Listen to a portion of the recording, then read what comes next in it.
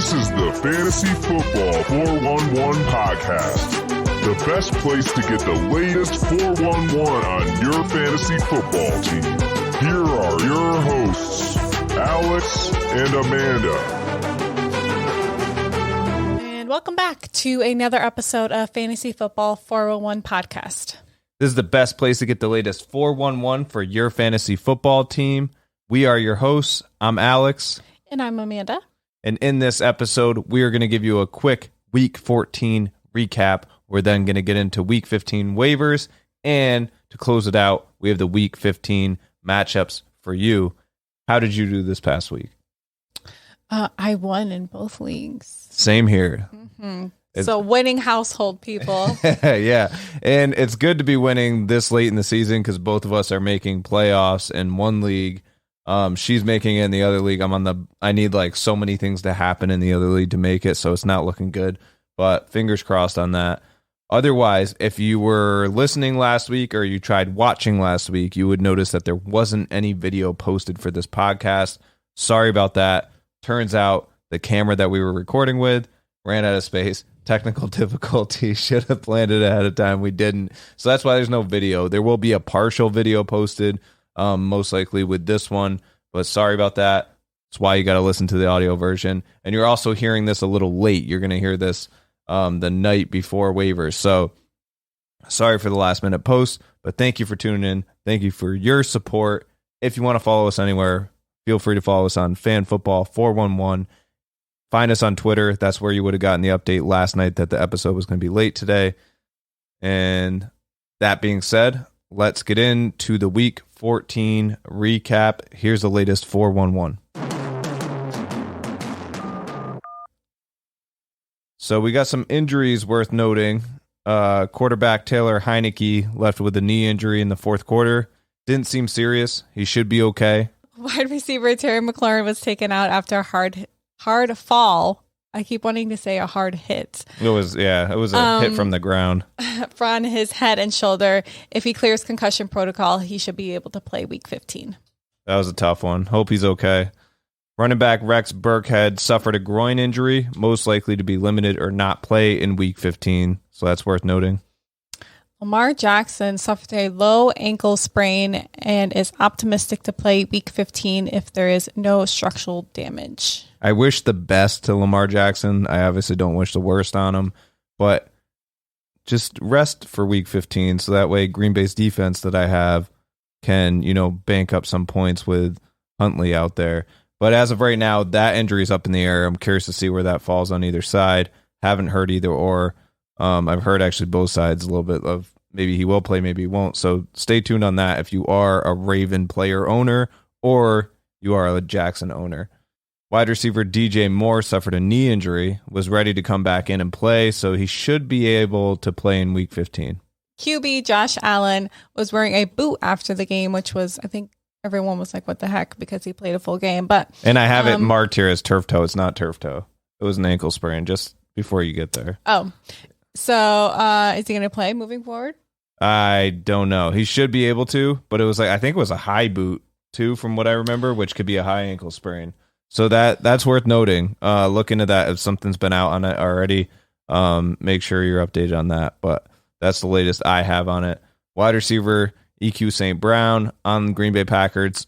Green Bay Packers is in concussion protocol. He must clear to play Week 15. Well, I was going to say while you're looking this up, another note, even if your player isn't injured, keep an eye on the COVID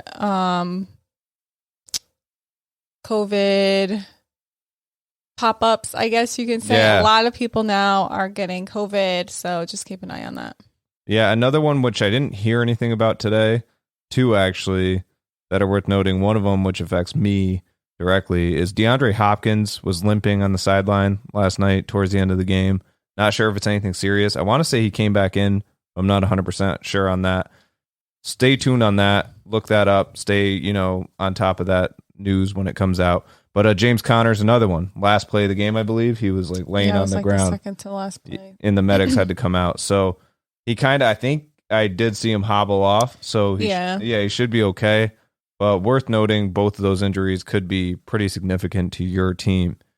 So moving on to the stat leaders of week 14, running back Dalvin Cook carried 27 times for 205 yards and 2 touchdowns. All of this happened moments after thinking he was sitting out this game. Like everybody, including me, Alexander Madison owners, were just ready for this matchup. It was going to be a feast. Then all of a sudden, Dalvin Cook is eligible to play. Hated every second of it, but look, he was perfect for it. And George Kittle, he was 13 for 151 with 1 touchdown. That's 2 weeks in a row now. George Kittle has been in beast mode. I want to see it moving forward. I mean, I think expert consensus rankings has him at number 1 as a tight end for week 15. So it goes to show that maybe he's your end of the season league winner or my end of the season. Sure. Yep. So this is great for Kittle owners, great for Kittle. I think it also helps that Debo hasn't been out there too much. I mean, last week he wasn't out at all. This week I feel like he got like limited reps, but that's something worth noting. You know, if Debo comes back full-fledged, then yeah, it might, you know, limit Kittle a little bit more than this high volume. But the final one on here that's worth noting is wide receiver Tyron Lockett went 5 receptions for 142 yards and 1 touchdown. So that just tells you right there that they were pretty much off of bombs that he got this yardage. But it's worth noting that 5 for 142 in a touchdown is pretty crazy, pretty impressive. Let's get into some waivers for week 15.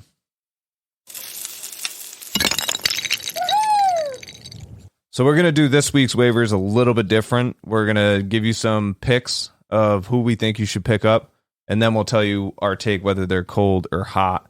So first and foremost, KJ Osborne with the Minnesota Vikings had a great week this past week.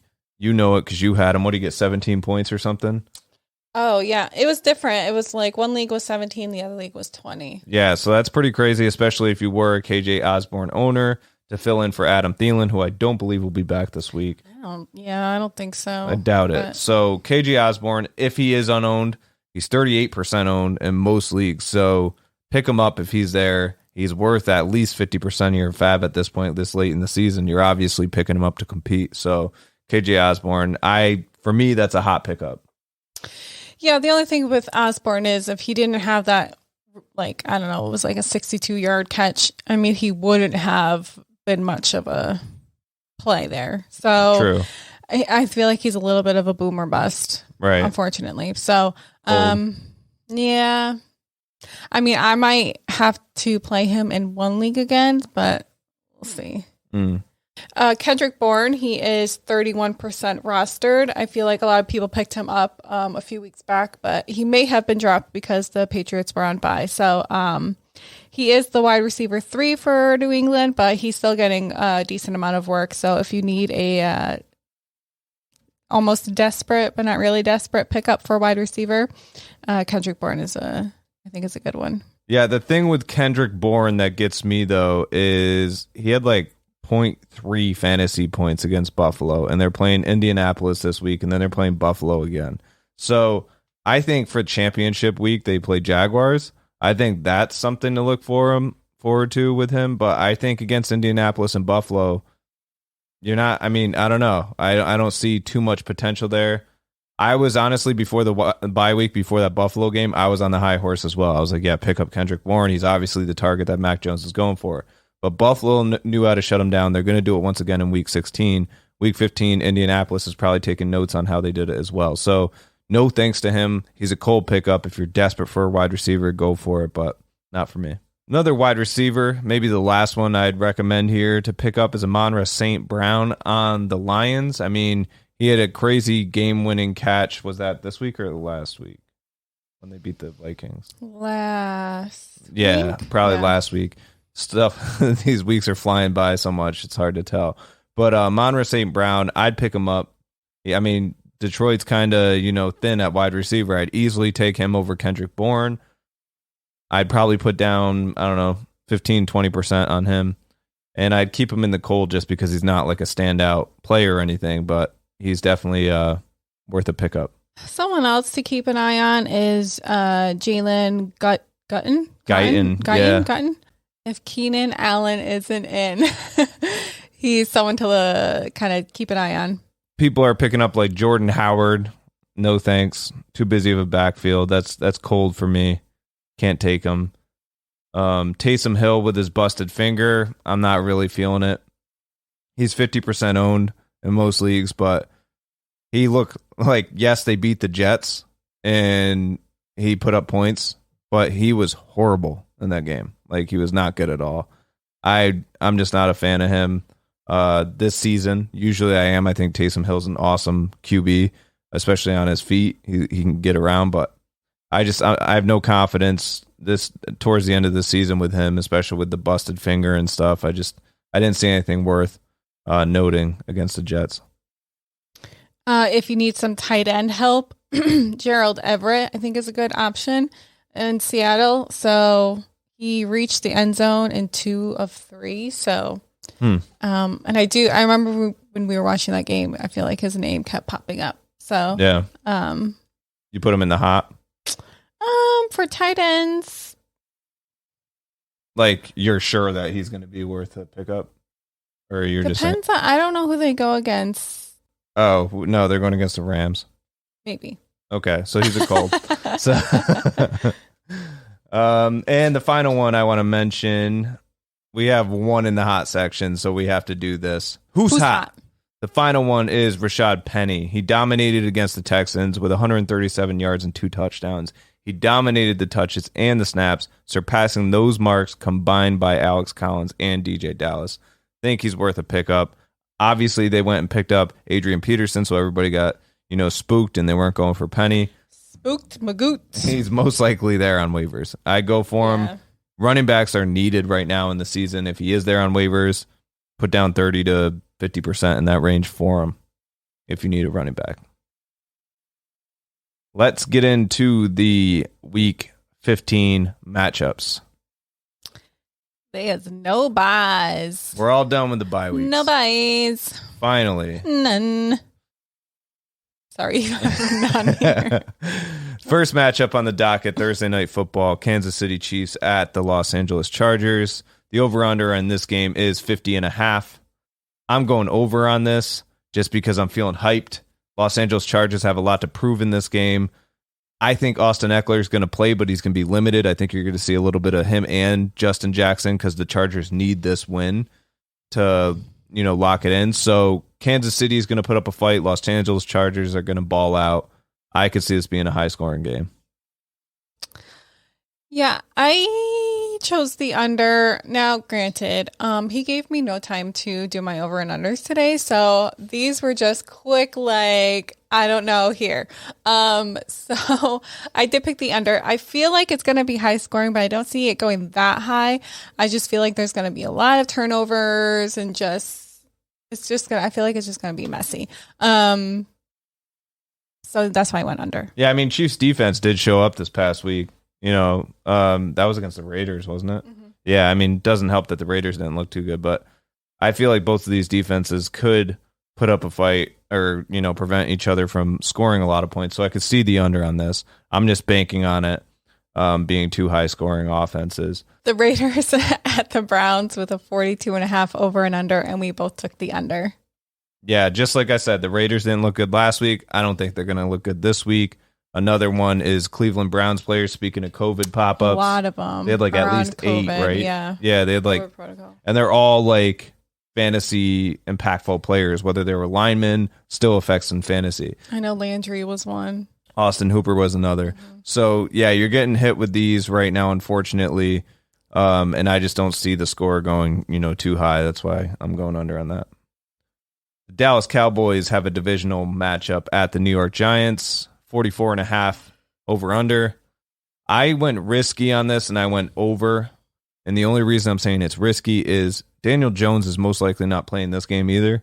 If he does, then obviously it wasn't too risky. But with his neck injury or whatever's going on, I just don't see him playing. I mean, I think he just went to a spinal doctor in New York or something. I don't know. It's pretty serious. Yeah.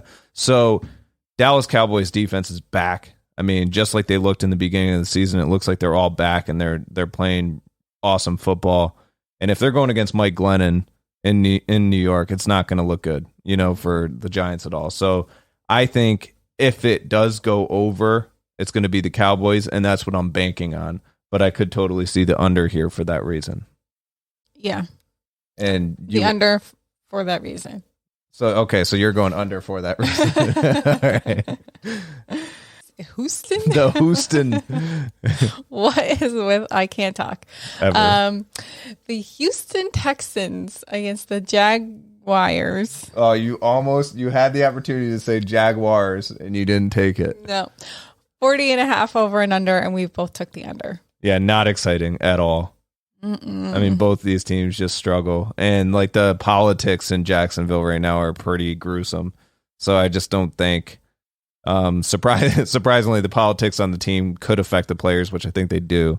So especially in this situation. So yeah, 40.5 over under. I think that's too high. I see us being a low scoring game for that reason. Tennessee Titans at Pittsburgh Steelers, 41.5 over under. We both went over on this. Feel like both of these teams are competitive, trying to prove something. Makes sense that it could be over. The Jets at the Dolphins with a 43.5 over and under, and we both took the under. We both lost all faith in our team. Yeah. It's not about faith, it's about performance, and it just they haven't shown up, and now they're going against a division rival who's actually a good defense and a good team that's actually doing pretty decent. I mean, obviously they have their flaws, but they're looking a lot better than the Jets right now. I can't see this being a high-scoring game because of that. I think it's going to be back and forth a bit, but I think Dolphins take this one, and I think it's going to be just under 43.5. Washington football team at the Philadelphia Eagles, 43.5. We both went over on this. I feel like this is another, back-and-forth shootout. Jalen Hurts, I believe, will be back. So I think either way, Gardner Minshew's a great backup. I would rather have Gardner in there just because I picked up Dallas Goedert, and I feel like he gets favored more with Gardner. But Jalen Hurts, I think the last I heard, is playing this week. And if he does, it's still going to be a competitive matchup, especially if Heineke does play, which is looking that way. So, yeah, I think this is going to be a great game. I think it's going to be over that, contingent on both of those guys playing. If Heineke doesn't play, then I think this is going to be under. We got the Cardinals at the Lions with a 47.5 over and under, and we both took the over. Yeah, this is exciting for the Cardinals. I was going to say for the Cardinals. It would be pretty funny, though, if the Lions won this one, too, and had a second win. It's not going to happen. No. It's not going to happen. Congratulations to the person that does bet on that side, though. That's going to be funny. But yeah, over basically on the Cardinals side. I think they're going to rule the house on this one. But I could totally see this being one of those sneaky games that you're like, oh, you thought it was going to be a blowout and it ended up being competitive. Either way, I could see it totally being over 47.5.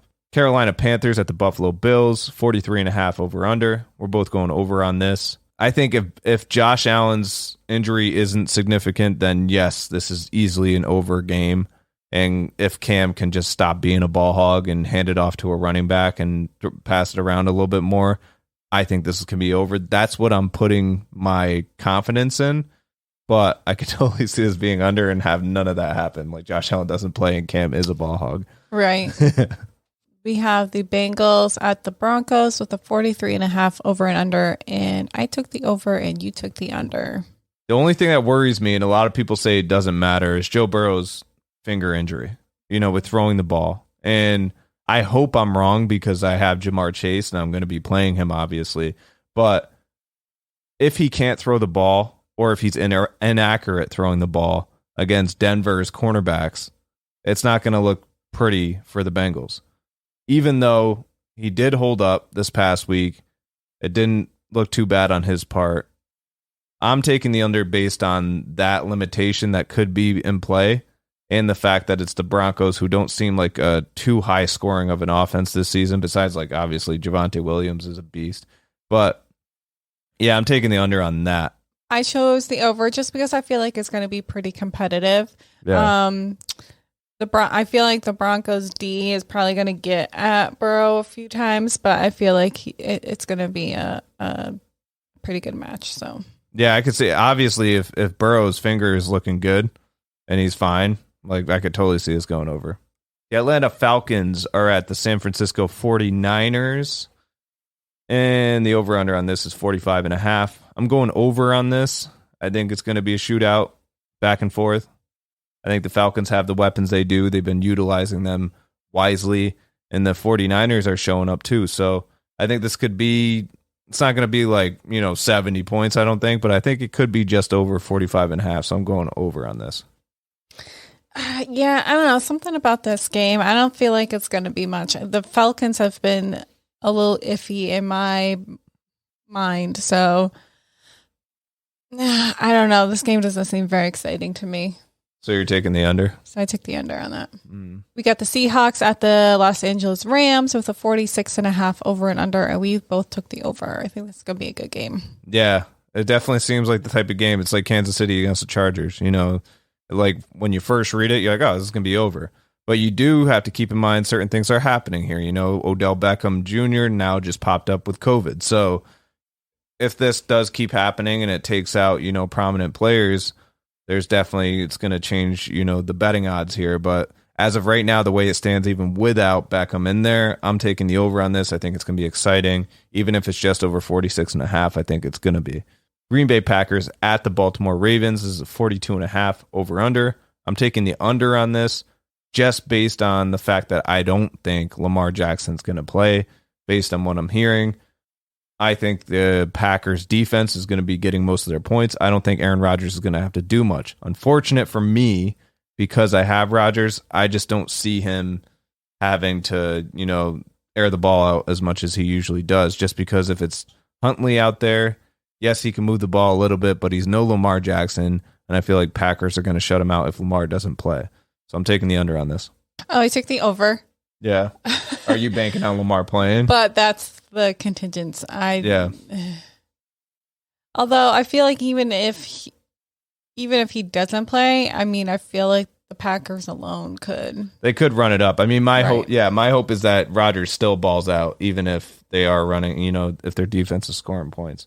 The New Orleans Saints and the Tampa Bay Buccaneers are a 46.5 over and under, and we both took the under. Yeah, I feel like this is a one-sided game. I feel like Buccaneers have this one easily, and I feel like the score doesn't need to get too much higher than 46.5 because it probably won't. You either have Taysom Hill or Simeon as a QB. I don't see it looking too pretty against the Buccaneers.